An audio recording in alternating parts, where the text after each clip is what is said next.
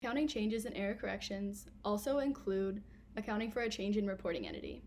Unlike accounting for estimates that typically require a prospective approach, as Peter just discussed, a change in reporting entity requires a retrospective application.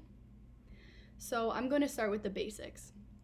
First off, a reporting entity is a company or group of companies that is reporting its financial statements for various uses. A change in reporting entity is any change that results in financial statements that are those of a different reporting entity. So there are three primary changes a company or group of companies can undergo that would result in a change in reporting entity. The first reason is that the company chooses to present consolidated financial statements in the place of individual financial statements of each company. So if a group of companies originally produce individual financial statements, if this year they decided to present consolidated financial statements, they would be undergoing a change in reporting entity. The second reason is a change in the specific subsidiaries that make up a group of entities that present consolidated financial statements. For example, if a parent company adds or removes one of its subsidiaries, this may result in a change in reporting entity. Finally, any change in entities included in the financial statements results in a change in reporting entity.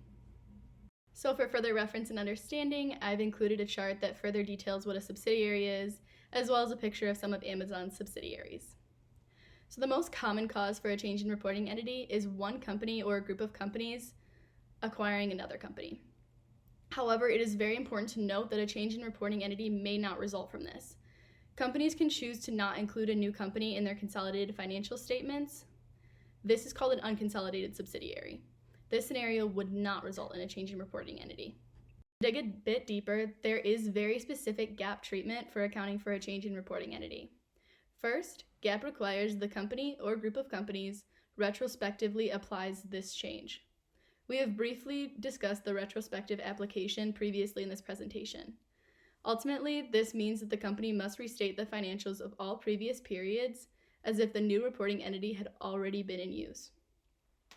Further, GAAP treatment requires the inclusion of a disclosure note in the period of the change. The FASB codification standards requires that this disclosure note details the nature of the change as well as the reason for it. Additionally, the company must present the effects on net income, income from continuing operations, and any related per share amounts for all periods presented. An example of a change in reporting entity is Hartford Life Insurance Company. The reason for the change was Hartford was changing the subsidiaries that made up its consolidated financial statements. This is an example of reason number 2 of the reasons I previously listed. Ultimately, Hartford Life reorganized their business.